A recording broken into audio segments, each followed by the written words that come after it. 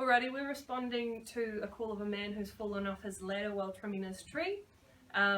We're outside, we've got our PPE gear on. His shears are far away, the tree's over there, there are no dogs, no people, we've got good lighting and we're outside. Do you feel safe to enter? Yep. Alrighty, hello? Oh, hi. Hi, my name's Izzy, this is Michael, what's your name? Hi, I'm William. Hi William, what happened here? I fell off my ladder. Oh. Alrighty, so he's responsive and he's talking, which immediately shows he's got clear airways, and I look over and I see he's got a big 10 centimetre long gash along his arm. Alrighty William, so you fell. Yeah.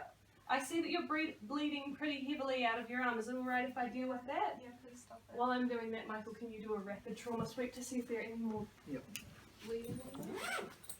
Alrighty, so what was happening before you fell off there, William? I was cutting the tree, and then I took a step back and I fell. Alrighty, no problem. Has this happened before? I saw hand. No, I haven't fallen before. Okay, so what I'm going to do is I'm quickly going to give the wound an irrigation and take out any immediate debris I can see, and then I'm going to wet the gauze, fold it over and apply direct pressure to the wound. Okay. I have a sore leg, it's really sore. You have a sore leg? I look down. You can see it's a bit angulated. Pretty angulated and swollen. Okay, well we'll deal with that later. We just got to get the bleeding under control first. Looks like Are there's you no other bleeding. Okay, no problem. Alright, so could you please get vitals? Yep. Could you do blood pressure, heart rate, temperature, capillary refill time, and osculate the lungs? Yep. Alrighty, are you on any medication at the moment, William? No. Do you have a history of diabetes? No. No? And have you eaten today? I'm doing... Yeah, about like an hour before the fall. Okay, cool beans. I just did a crisscross over the top of the wound to keep it shut. Okay, no problem. And so, apart from your ankle, is there anywhere else that's pretty sore? And my arm. Your arm, okay, no problem. So what I'm going to do now is I'm going to do distal baseline checks. So I'm going to check the capillary refill. Yep, under 2 seconds. The hand is slightly cold, but that's to be expected after some bleeding. It's still quite pink, and I can still feel the pulse in this arm, and it's strong and not bounding, which is good. I think this is a venous bleed because when I looked at it, it wasn't splurting out, it was more dumping out, and the blood was a bit darker and it wasn't bright red. And so to me that indicates that it's venous and not arterial, which is still a very serious injury, but it's not as serious an emergency as it would be if it were arterial. So I'm just going to compare the distal baseline to the other arm. So, yep, same refill time, the coloration's good, and then the pulse, the same as strong and bounding. Now, can you feel that? What hand am I?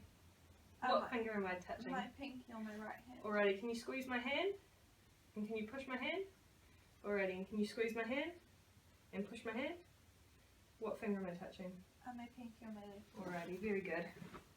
Okay, before you do that, I can see we're already starting to bleed through. Yep. So could you put another bandage on here while I do a secondary survey?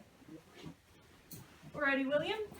I'm just going to do a secondary survey to see if you have any broken or fractured bones anywhere. Is it alright if I touch you? Yeah, yeah. I'm just going to do your head. Alrighty. Any pain or discomfort there? No. Any pain or discomfort here? No. Could you open up your mouth for me? Cool. No broken teeth. Can you follow my finger for me? Cool. Eyes are following. I'd give the patient a GCS of 15. Ow, ow, ow, ow. Okay, so you've got a bit of pain in your neck. Is it on the side or down the midline? It's down the middle. Okay, so now we have a possible C-spine injury.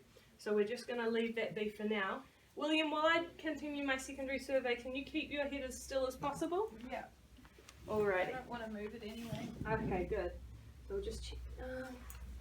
Any pain there? No. Okay. Any pain there? No. Any pain or discomfort here? No. Any pain or discomfort in the stomach? No. No problem. Nothing anywhere there? No. Any pain in the hips? No. Alrighty, so is this the bad leg? Yeah, yeah. And if you could rate that pain out of 10, what would it be? 10. 10, so it's being super hard. bad? Yeah. Alrighty, and where does the pain start? It starts a little bit there. And There, so yeah. it starts kind of hurting here? Yeah, and it'll get worse. Down there, alrighty, no problem. And then we'll start down this leg as well. As I can see, the ankle is that painful? On my left leg. On here? No. Where I'm touching. No? No? Okay, so I can see it's slightly swollen and it's beginning to bruise up, but I'll come back to that later. We'll just give him some painkillers first. Alrighty, William, have you ever heard of methoxyflurane? I think so. The green whistle? Yeah, yeah. It looks like this. Yeah. Alrighty, so he's obviously not 75, he's 40, and he's not a woman, so it won't cause any problems during pregnancy. Are you allergic to any medicines at all, William? No. Do you have any kidney diseases? No. Do you or your family have a history of malignant hypothermia? I don't think so. Okay, no problem. So because he's an adult, I'm planning to give him 3 mils, and if the pain progresses, I'll give him 6 mils. I'm choosing to do methoxyflurane because it is airborne and he doesn't have to swallow anything, and because he has a suspected C-spine, I don't want to sit him up, and if I can't do that, I don't want him to choke. And I would give him liquid paracetamol as well, but I don't have any of that either. So because he's lying down but I need to give him painkillers, I'm going to radio in for IV analgesia. AUT to comms? Go ahead. R50 for IV analgesia. Copy that. Estimated time of arrival is 15 minutes. Okay, no problem. Alright, and so this is definitely methoxyflurane. If it were in real life, it would be in a packet, but it's not because this is a simulation. The expiration date is the 10th of 2021, and I think I'll give 3 mils. Michael, I'm thinking of giving 3 mils of methoxyflurane. Could you do a check for that? Yep. This is methoxyflurane, 3 mils, 10th of the 21st. Alrighty, and I would note that down at the time it is right now that I was giving 3 mils of methoxyflurane through the mouth. Alrighty, William, so do you remember how to use it? No. I'll give you a refresher course. What you're going to do is you're going to hold it like this. You're going to cover that hole if you want a bigger dose. You're going to breathe in, but more importantly, you're also going to breathe out. Okay? And you're going to keep doing that. So to put the medication in, I would take this vial, undo the top, pour it in, put it in, and then now it's for you to use, okay? So use it whenever you're feeling pain. Yeah. Alrighty, and I'm looking again and it looks like we've got some more bleeding. So it's bleeding through, so that indicates to me that I'm going to have to use a CAT tourniquet. You would use a CAT tourniquet if there is profuse bleeding that direct pressure couldn't stop, and if the risk of blood loss outweighed the risk of limb ischemia.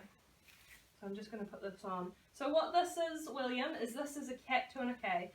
You're still bleeding through here, so we're going to use it to stop the bleeding. It's going to be quite painful, so you're going to need to keep having some of that methoxyflurane, okay? Okay. But the pain is normal. So I'm going to put it on a single bone, not a joint, 10 centimetres proximal from the wound.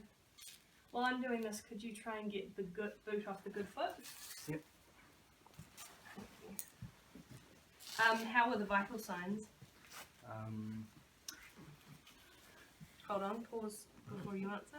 So what I've done is I've tightened it up, do it as tight as possible. I'm going to hold on to the radial pulse of the arm, open up the windlass, and because Shazana has nothing wrong, I'm not going to tighten it. But what you would do is you would tighten the windlass until the pulse in the arm stopped. I'd close it and I'd record the time down, what time it was on, and I would record that also in the ambulance. And I wouldn't take this off, that would be for doctors to remove in surgery. So after I've put that on, I'm going to quickly, in theory, I would cut off the bandages, but because I don't have any scissors, I'm just going to pull it off. And I would pull this off to make sure that the bleeding had stopped. Also, when I was using bandages, I'd get them all out of unopened packets to maintain sterility. So the wound has stopped, so I would just cover it with some gauze again to maintain sterility, but if it hadn't, I would put another tourniquet up the top to stop it, to continue to stop the bleeding. Keep sucking on that methoxyfluorine if it's hurting, okay? Yeah. With vitals, Yeah. 55 BPM for heart rate, Mm-hmm. 18 wrist rate, blood pressure is 140 over 50, Okay. normal pupil dilation, no abnormalities with lung auscultation or temperature. Cool. Those are all within normal ranges, but before I explain those, we're going to put a C-spine collar on. So Michael, if I could get you up this end. Yep. So what we're going to do here is, because there's a suspected C-spine injury, we can't clinically clear it. We have to send them to the doctors to be cleared. So we're going to do this to immobilise the neck and not cause any further damage. Otherwise, I'm going to make sure that there's not any further damage. I'm not going to ask William to sit up or stand up or walk anywhere. When we move him, we're going to move him in the scoop. Alright, what I'm going to do before I put it on is I'm going to measure up. So I'll just put it there. That seems way too big. So we'll just pop these out and adjust the height. I would guess that William here is possibly a no neck. And I would be correct. So, Michael, what I'm going to get you to do is grab the base of the skull and gently lift it while I put this on, okay? Yep. On 3. Are you alright with me putting this on to immobilise? Yeah. Okay, ready? 1, 2, 3.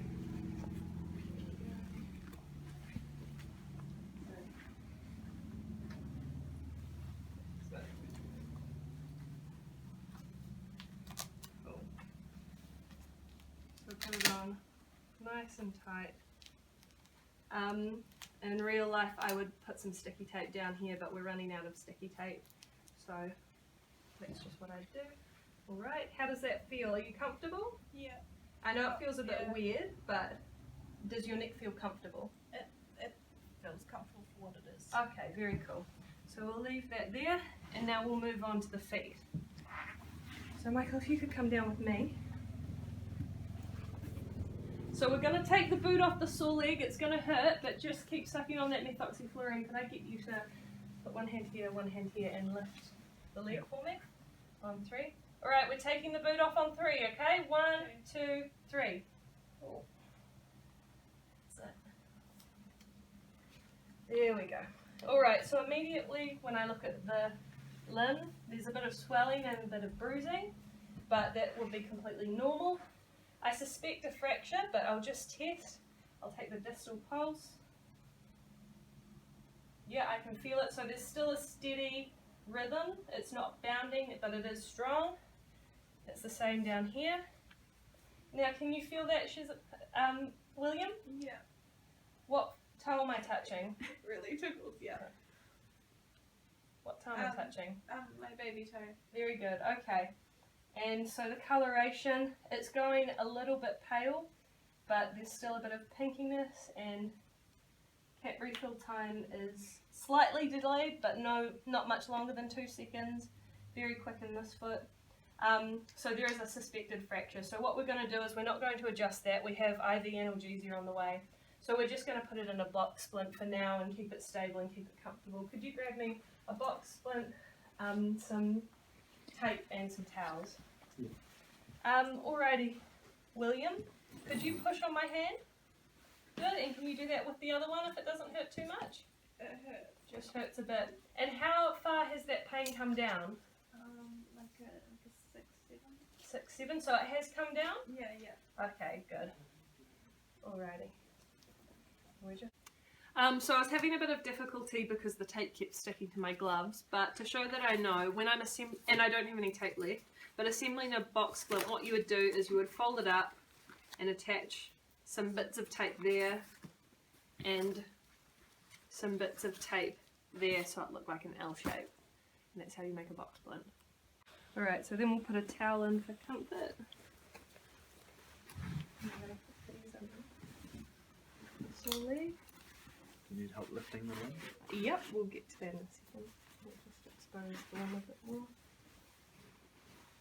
I'll put that under there again. Thank you. Okay, So when you lift the limb, I want you to do it like that, just maybe stay away from the ankle a bit. Alrighty William, we're going to lift the ankle up. It may hurt a bit, but just breathe into that methoxyfluorine, okay? On 3. Ready? 1, 2, 3. Lift. That's it. That's it. There we go. And down. Cool. Then we're just gonna bring that down a bit so we can expose the ankle. We always want the ankle exposed so that we can monitor it during treatment. And then could you help me tie these up as well? Yep. Alrighty. So how's the pain feeling now? Has that helped relieve pain at all? Yeah, it's like a 4. Alrighty. So if it had increased in pain, we would just cut the box splint off because we wouldn't want it to compromise the limb. Alright, and can you feel that? Yeah. What toe am I pinching? Big toe. Okay, and capillary refill is a bit slow, but that's okay. Capillary refill is good, and we've still got good colour. And now could you go grab me the scoop? Yep. Alrighty, so we're going to scoop the patient up, we're going to put them in the stretcher, we're going to take them into the ambulance, and we're going to keep them warm, and we're going to wait for IV analgesia to arrive. I didn't mention in my OSCE, but from what Michael told me, the patient's vitals were all good. If you're looking at heart rate, the vitals lie between 50 to 90 beats per minute. Anything above or below that would be considered abnormal. If you're looking at respiration rate, anything between 12 and 20 breaths per minute would be considered normal. Anything outside that would be considered not normal. When you're looking at blood pressure, you want to look at the systolic pressure, so that's the one on top, and anything between 90 and 140 is considered normal, and anything outside of that you'd want to look into because that might indicate hypovolemic shock. For temperature has a very narrow passage in the middle, so anything between 36.5 degrees and 37.5 degrees is considered normal. Higher is hyperthermia, lower is hypothermia. Capillary refill time, anything higher than 2 seconds you gotta be wary of. Below 2 seconds is what we're looking for. And blood sugar levels is between 3.5 and 8. For my patient, because they said they didn't have a history of diabetes or dizziness and they had eaten within the hour, that indicated to me that I wouldn't need to test for blood sugar levels because that would mean pricking their finger. But often when a patient falls or is dizzy, it may be an indication of low blood sugar levels. Editor's note, I just realised in editing I had to cut out my definition of hypovolemic shock in order for being coherent. So basically what hypovolemic shock is when organs aren't getting enough oxygen to them, and poor perforation of oxygen. And hypovolemic shock is specific to when a patient loses a lot of blood very quickly because there isn't enough blood or blood pressure to pump oxygen and blood around sufficiently. So when I was doing vitals, we were doing them early on to create a base level so we could monitor the patient, because shock doesn't happen immediately, shock deteriorates over time. And the main indicators for hypovolemic shock are tachycardia, low blood pressure, clammy hands, poor capillary refill time, wooziness, not very conscious. And so we were just monitoring that then when I was asking for vitals.